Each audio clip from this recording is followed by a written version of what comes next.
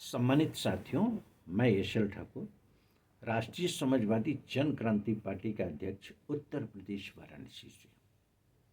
आज इस वीडियो के माध्यम से मैं आप सभी का हार्दिक स्वागत और अभिनंदन करते हुए मैं आपका ध्यान आकर्षित करना चाहूँगा ज्वलंत विषयों पर। जैसे कि आपने बिहार के चुनाव में सुना, एसआईआर हुआ। एसआईआर होने का मतलब क्या था? जब आप एक एक मतदाता को संतुष्ट नहीं कर सकते हैं तो एसआईआर का मतलब क्या रह गया? भारत निर्वाचन आयोग नहीं बता पाया कि जितने लोगों का नाम कटा था तो क्यों, और जोड़ा गया तो क्यों, किन परिस्थितियों में जोड़ा गया। अब तक वे मतदाता क्यों नहीं बने थे? ये जवाबदेही हमारे मतदाता पहचान पत्र की जिम्मेदार भारत निर्वाचन आयोग सहित, राज्य निर्वाचन आयोग सहित जिला निर्वाचन कार्यालय का है। सक्षम अधिकारियों की जवाबदेही सुनिश्चित होनी चाहिए। आज पूरे देश के अंदर चर्चा का विषय बना है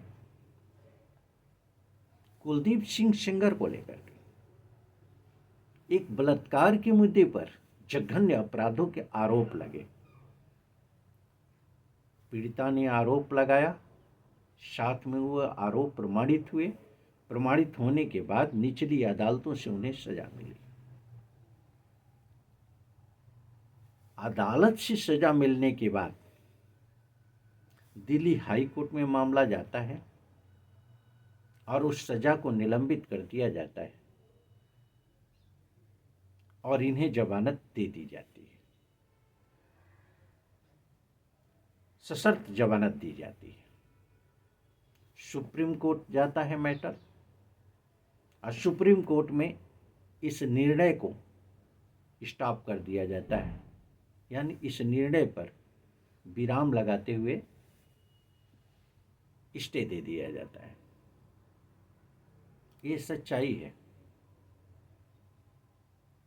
कि माननीय सुप्रीम कोर्ट सक्षम है कानून की समीक्षा के लिए। पूर्ण हमें विश्वास है कि न्याय में जैसा कि लोगों का विश्वास है वैसे ही निर्णय होगा। दूध का दूध होगा, पानी का पानी होगा।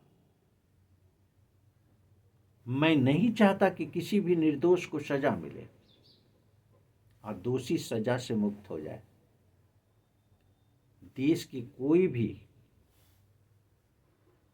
व्यक्ति ऐसा नहीं चाहता होगा, लेकिन ये सच्चाई है कि संविधान और कानून के दायरे में चाहे कोई भी व्यक्ति हो, कितनों प्रभावशाली व्यक्ति हो, किसी जाति का हो, किसी धर्म का हो, निश्चित रूप से सजा मिलनी चाहिए।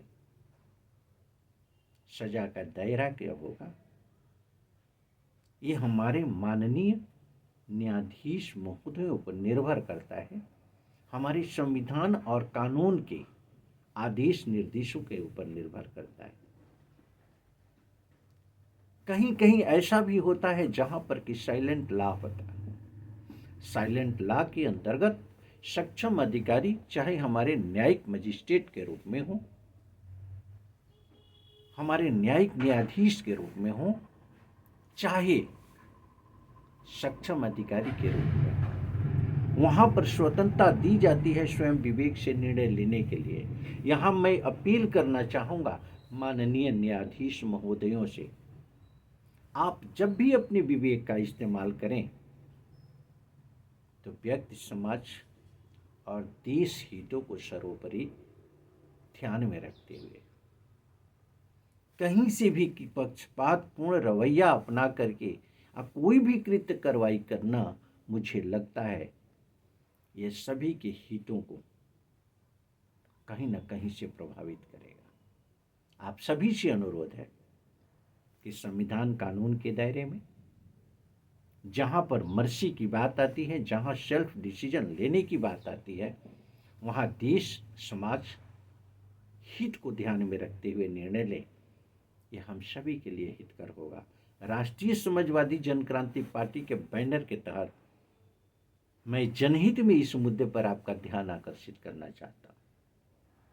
और राष्ट्रीय समाजवादी जनक्रांति पार्टी सदैव न्याय के पक्षधर रही है, भ्रष्टाचार के विरोधी रही है, अन्याय अत्याचार के विरोधी रही है, जाति और धर्म के नफरत के आधार पर समाज को बांटने और समाज को कुचलने वाले लोगों का विरोध करती रही है। हम समतामूलक समाज के पक्षधर हैं।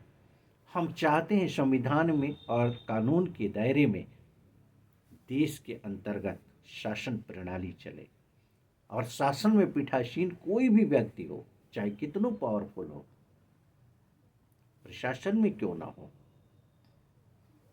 अपने अधिकार क्षेत्र और कार्य क्षेत्र के अंतर्गत अपनी जिम्मेदारियों का निर्वहन करते हुए कार्य करें, ईमानदारी से कार्य करें। ऐसा नहीं करता है तो संविधान और कानून के दायरे में माननीय न्यायालय को विशेष करके ध्यान रखना चाहिए कि संविधान और कानून के दायरे में निश्चित पनिशमेंट मिले, चाहे किसी भी पद पर पीठासीन अधिकारी क्यों ना हो।